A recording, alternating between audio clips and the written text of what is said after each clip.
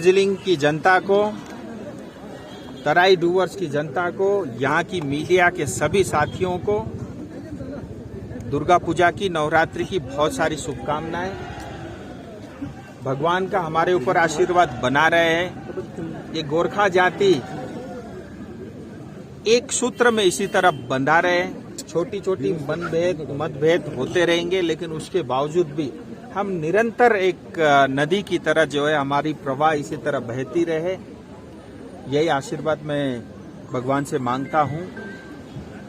और साथ में ये भी जरूर कहना चाहूंगा कि कोविड का तीसरे वेव का डर अभी बना हुआ है और मैं ऐसा समझता हूं कि हम सबको सतर्कता अभी भी अपनानी है, मास्क पहनना है, सोशल डिस्टेंसिंग जितना हो सके उसको कायम रखना है और 4 बार मनाएं, अच्छे से मनाएं, लेकिन कोविड का ध्यान रखते हुए हमको ऐसा करना चाहिए। ऐसा मैं आपके माध्यम से जनता को जरूर कहना चाहता हूं।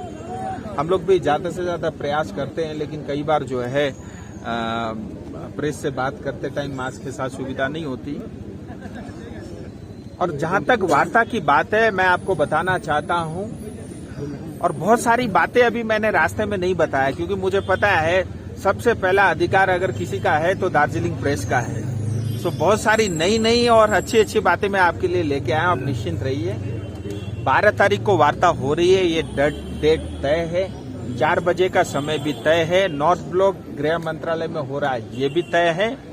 सबसे अच्छी बात है, ये एक पॉलिटिकल लेवल की डायलॉग है।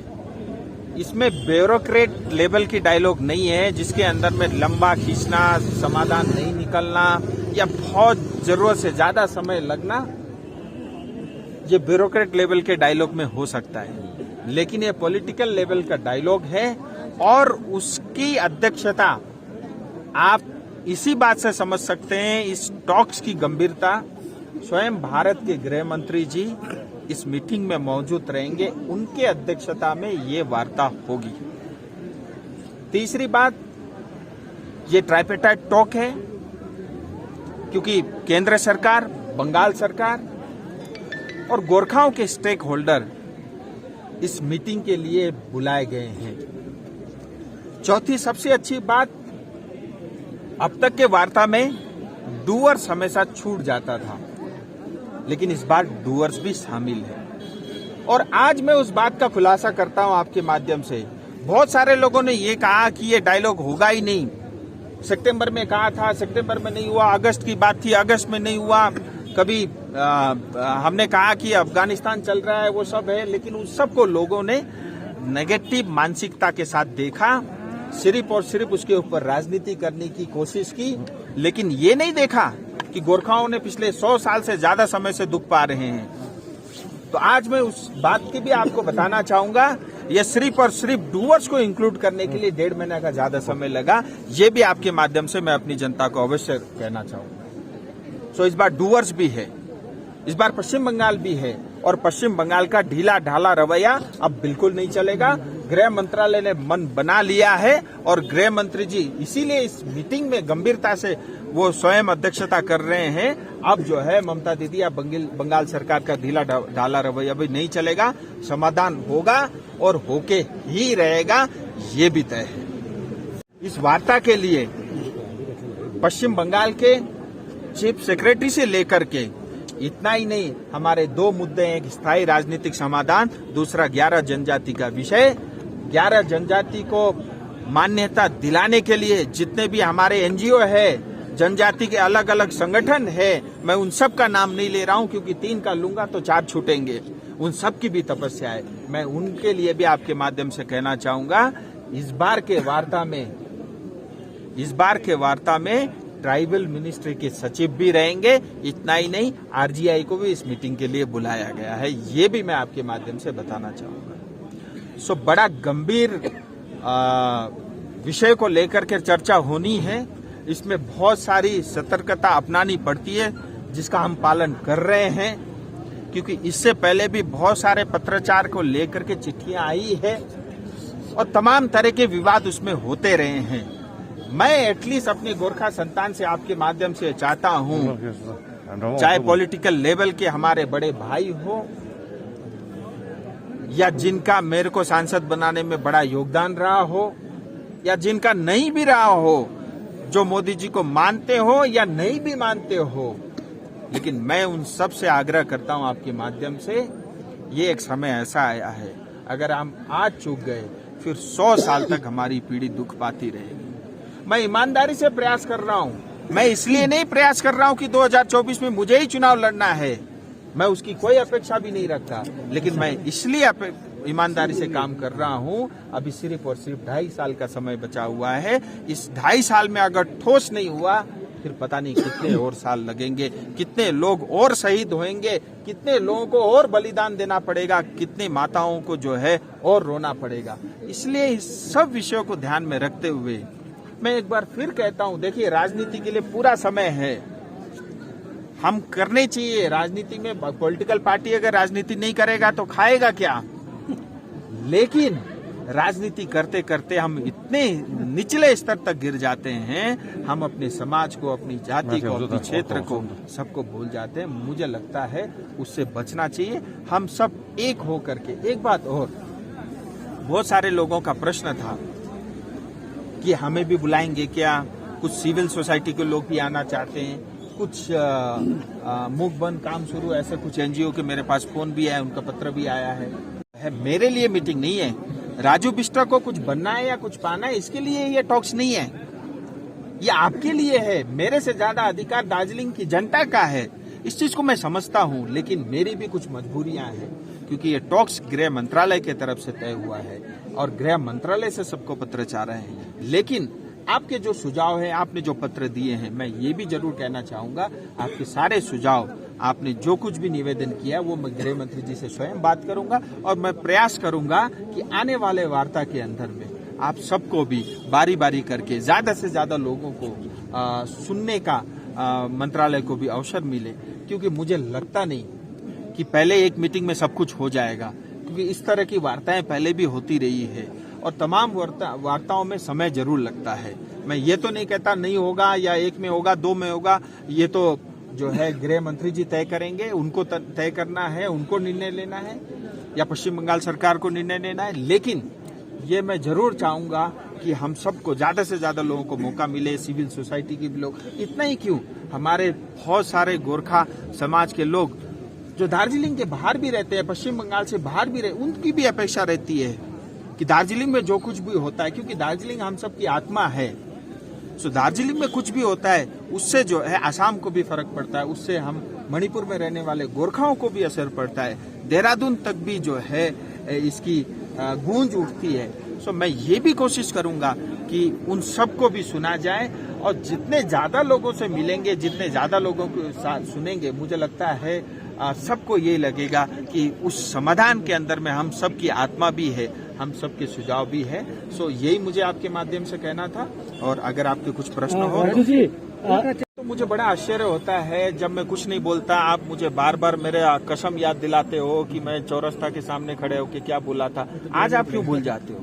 सो ये स्पष्ट है, देखिए गोरखा और कुछ नहीं चाहता, और जो गोरखाओं के सपने हैं उसी सपनों की पूर्ति के लिए ये टॉक्स है, ये भी मैं आपको बता देना चाहता हूँ। और कभी जाके चौरस्ता में भाषण करेंगे, मैं फिर बोल दूंगा। राजू जी, ये मानते हैं कि ये जो टॉक हो रहा है, ट्राइपेटाइट टॉक, ये क्या स्टेट गवर्नमेंट का मेन रोल होगा? देखिए क्या होता है, जब भी ट्राइपेटाइट बोलेंगे तो केंद्र सरकार, राज्य सरकार, गोरखा स्टेक, तीनों है स्टेक होल्डर। सो ट्राइपेटाइट टॉक ही है और उनकी बड़ी भूमिका है, इसमें कोई दो राय नहीं है, क्योंकि हम भारत में एक फेडरल स्ट्रक्चर के अंदर रहते हैं, तो उनकी बड़ी भूमिका रहेगी और उन्होंने भी कहा है कि हम समाधान करेंगे। लेकिन मैं आपके माध्यम से टीएमसी को, पश्चिम बंगाल सरकार को ये भी बता देना चाहता हूं, हमें ऐसी कोई परमानेंट पॉलिटिकल सॉल्यूशन नहीं चाहिए जो पश्चिम बंगाल चाहती है, जैसे जीटीए है या इससे पहले जो कुछ भी था। हमें ऐसा परमानेंट पॉलिटिकल सॉल्यूशन चाहिए जिसमें केंद्र का बड़ा भाई वाला रोल हो, जो संवैधानिक हो, जिससे ज्यादा से ज्यादा अधिकार और स्वतंत्रता हमको मिले, और उससे भी बड़ा होगा, आप निश्चिंत रहिए। क्या स्टेट गवर्नमेंट जाएगा इसमें? जैसा मैंने बताया, देखो ढीला ढाला रवैया बहुत हो गया और गृह मंत्री जी और गृह मंत्रालय मन बना के बैठा है, मुझे लगता है वो अवश्य आएंगे। आप देखिए क्या होता है भारत अगर नहीं आया राज्य मतलब स्टेट गवर्नमेंट नहीं आया, देखिए सुनिए, बिल्कुल नहीं होगा, लेकिन आप देखिए नहीं आया तो क्या हुआ, आएगा तो क्या होगा, अब उस पे स्पेकुलेशन पे हम नहीं जाते। अभी तो उनको चिट्ठी गया है, बहुत सारे लोग बोल रहे हैं प्रमाण का है, मैं प्रमाण भी लेके आऊँ, दिखाऊं आपको, इधर मेरा मोबाइल, लेकिन मैं आपको दूंगा नहीं क्योंकि मुझे पता है, मैं बोल रहा हूँ ना, इस बार बहुत मैं इस चीज को ना ये समझो मैं खुद ही कोऑर्डिनेट कर रहा हूँ। प्रमाण नंबर 1, ये भारत सरकार गृह मंत्रालय, ठीक है, ये किस चीज को बुलाया है, तो निजी सचिव अल्पसंख्यक मामलों के राज्य मंत्री ये जॉन बारला जी, मुख्य सचिव पश्चिम बंगाल सरकार, शरद चटर्जी रोड है क्या पश्चिम बंगाल में, सचिव जनजातीय कार्य मंत्रालय भारत सरकार, शास्त्री भवन में इनका कार्यालय है, registrar general of India Bharat सरकार, NDCC 2 बिल्डिंग जय सिंह रोड पे है, मुझे आज पता चला, और ये गृह मंत्री कार्यालय नॉर्थ ब्लॉक, और PPS गृह सचिव, यहाँ पे भी PPS गृह सचिव है, बड़ा कमाल है। ओके राजू जी, सो खुल जो है हमको आशावादी होना चाहिए, हमको पॉजिटिव सोचना चाहिए। देखिए इससे पहले भी बहुत सारी वार्ताएं हुई है, देश भर में बड़े समस्याओं के समाधान के लिए बड़ी बड़ी टॉक्स हुई है, और ये भी उसी प्रकार से होगी। राजू जी, लेटर को लेके बहुत आरोप आ रहा है कि फाइल नंबर से में पुराना लेटर को कॉपी पेस्ट किया है, हैंडराइटिंग। हाँ सॉरी मैं 2 चीज भूल गया, एक तो हॉलीडे को लेके और फाइल नंबर को लेकर। सो मैं गृह मंत्रालय में ज्वाइंट सेक्रेटरी से मेरी बात हुई, ये छुट्टी का क्या चक्कर है, बोला सर हमारी तो कोई छुट्टी नहीं है, और बाई चांस मैंने 2 अक्टूबर मेरी उनसे बात हुई थी, तो उस दिन भी वो कार्यालय में थे, सर हमारी कोई छुट्टी नहीं है, और ये सरकार जानी जाती है, हमारे लिए सारे दिन एक है, सब प्रभु ने दिए हैं, चाहे संडे हो चाहे मंडे हो, और फूलपाती का दिन हुआ, इससे ज्यादा शुभ कोई हो सकता है क्या गोरखाओं के लिए? मुझे लगता नहीं कुछ हो सकता है। नवरात्र का समय, फूलपाती का दिन, मतलब इससे अच्छा शुभ दिन कोई हो ही नहीं सकता। और जहां तक फाइल नंबर की बात है, देखिए मैंने बात की ये फाइल नंबर का कॉन्सेप्ट क्या है, तो उन्होंने बताया कि जो पुराने इतिहास से जो टॉक्स चली आ रही है वो जो है उससे भी पहले से चली आ रही है, उसमें कुछ डिजिट जो है कॉमन होते हैं। सो मैंने काफी कोशिश की रिसर्च करने की, क्या है मेरे पास वो सारे दस्तावेज मिले नहीं, कुछ 2 नंबर के डिजिट सेम होते हैं, फिर कंटिन्यूटी में चलता रहता है। क्योंकि दार्जिलिंग किसी को समझना है तो पहले उसको ये समझना पड़ेगा आज क्या व्यवस्था है, ये भैया ये नहीं चाहिए हटाओ इसको, फिर डायलॉग शुरू होगा। सो इसके लिए मुझे लगता है फाइल नंबर है, लेकिन अगर आपके माध्यम से ये भी कहना चाहता हूँ, अगली बार फाइल नंबर हटा देना है हटा देंगे, अगली बार अगर आप ये कहेंगे संडे को नहीं रखना मंडे को रखना, आपसे पूछ के मंडे रख लेंगे। सो पूरा फ्लेक्सिबिलिटी है, कोई दिक्कत ही नहीं है, क्योंकि भारत सरकार भी हमारी है, हम भी भारत के नागरिक हैं, गोरखा हम सब भी भारत के ही हैं, तो समस्या है क्या है?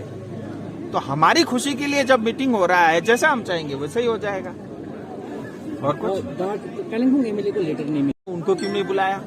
पहली बात तो ये गृह मंत्री जी को तय करना है किसको बुलाना है किसको नहीं बुलाना।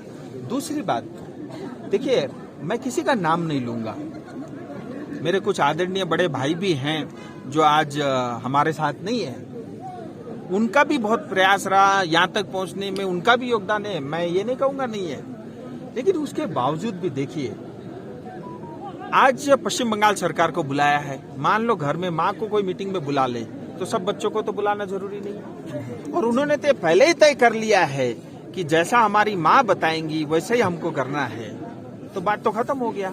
सो ममता दीदी को बुलाया है, पश्चिम बंगाल सरकार को बुलाया, और जो लोग उनके साथ है वो तो ऑटोमेटिकली है ही ना, अब उनके साथ पीछे पीछे वो भी आ सकते, किसी ने मना तो किया नहीं है।